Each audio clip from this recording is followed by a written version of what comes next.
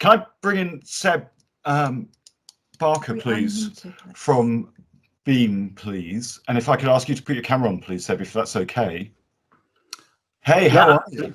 Hi, Bruce. Hi, Yasmin. Thank you so much for setting up today. And really nice to meet everyone else. Yeah, this is really interesting conversation so far, and delighted that Beam can be a part of it. So, yeah, I guess, my initial reflections really on specifically the pandemic and what that has meant for people is that firstly, I think we're more reliant on technology than we have ever been before.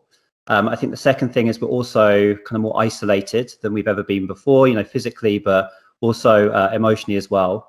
And I suppose the third and really important point is that inequality and instability for the hardest hit people in society has become much, much worse as a result of the economic instability that it's brought about. So, Beam's been around, we're fairly new, been around since the end of 2017, but really our attempt is to use technology to make it safe and easy to change homeless people's lives for the long term.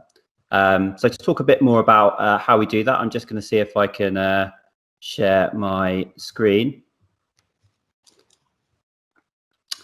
So can you see Lawrence? Yep, we can see him. Great. So yeah, I just want to introduce you to a really amazing person called Lawrence, who we met early last year. So Lawrence's situation, like 350,000 people in the UK, is that he was currently homeless. So he was living in a homeless hostel in Haringey. And he'd previously had problems with his mental health, with drugs and alcohol, which he'd done really incredible work overcoming. And when we met him, he was kind of asking, look, what now? What do I do next? So the first thing we do is we sit down with someone and we ask what they want to be doing long term. Not in a month or 2 months, but actually 3 years from now, how is your life different? What does it look like? And for Lawrence, that looked like working as a railway engineer. He knew this was a good job.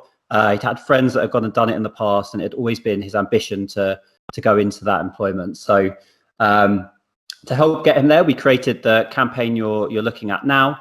And everyone who uses Beam has a campaign like this. So we'll have a photo of the person and their name, and then we'll create a bit of text that you can see here.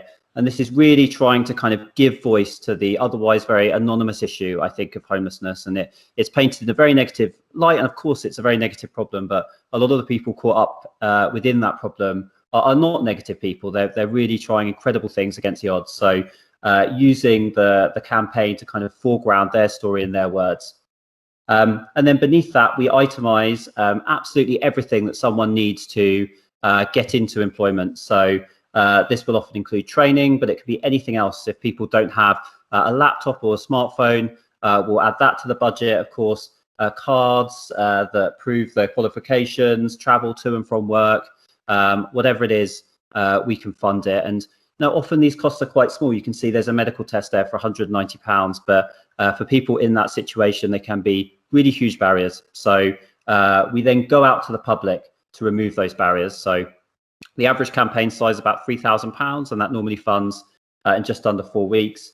And while it's funding, you can see that members of the local community, as well as donating, will leave these really, really confidence building messages of support that go through with the donation. These get sent through to the homeless person as they come in. So for people that are very marginalized in their communities, it's really, really great confidence boost to know that there are hundreds of people out there who not only believe in them, but are actively willing to get their wallet out and support them.